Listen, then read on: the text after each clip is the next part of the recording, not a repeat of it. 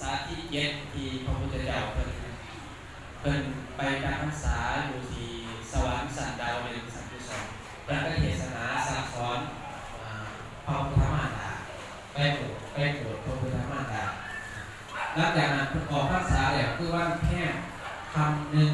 เดือน11เพิ่นได้เสด็จลงมาที่เมืองที่ประตูเมืองของเมืองสันตสานครในเมืองนั้นคือเราวันพระเจ้าเปิดโลกแมวสีเห็นถูกพระพุทธเจ้าที่มันเสด็จลงมาจะมีบันไดเสด็จลงมาจากเทพฟ้าเสด็จลงมาจากสวรรค์นั่นแหละคือวันพระเจ้าเปิดโลกก็คือมือวันแค่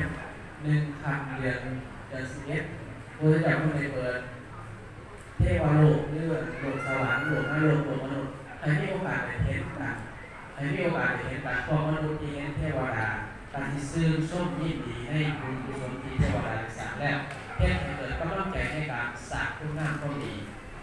แนบลงไปในนรกเห็นว่าอุปสรรคนรกมีความทุกข์ทรมานกาสิเอาเพื่อที่เขาเอาเนี่ยมันเป็นคติเตือนใจทั้งสองอย่างเมื่อบางในประเภทที่บางเฮ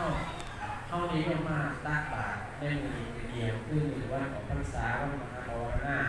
เพราะฉะนั้นขอบคุณหลายโยมที่หลังจากที่ออกพรรษาแล้วเราทั้งหลายการใส่ชีวิตปกติแต่ว่าก็ให้ใส่ชีวิตโดยความบ่ประมาทโดยความบ่ประมาทเพื่อลงตรัสว่าอัปปมาโท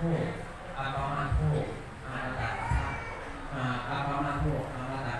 ข้อบ่ประมาทเป็นท่าที่ข้อบ่ตายเป็นท่าที่ข้อบ่ตายปามาโทมาจุโรท่าข้อประมาทเป็นท่าที่ข้อตายเพราะฉะนั้นทางใส่ชีวิตโดยการมีสติ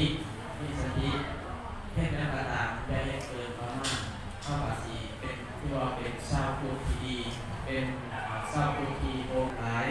นั่งไปคิดนั่งไปพิจารณาจงใส่ชีวิตโดยความบ่ประมาทจงใส่ชีวิตโดยความบ่ประมาทตั้งแต่ศึกษาแล้วกินบ่ประมาทจะก็ให้เกิดหลายที่ว่าในทางตรงนี้ทั้งหลายก็ความเป็นมาเล็กๆน้อยๆฝากขอคิดคือ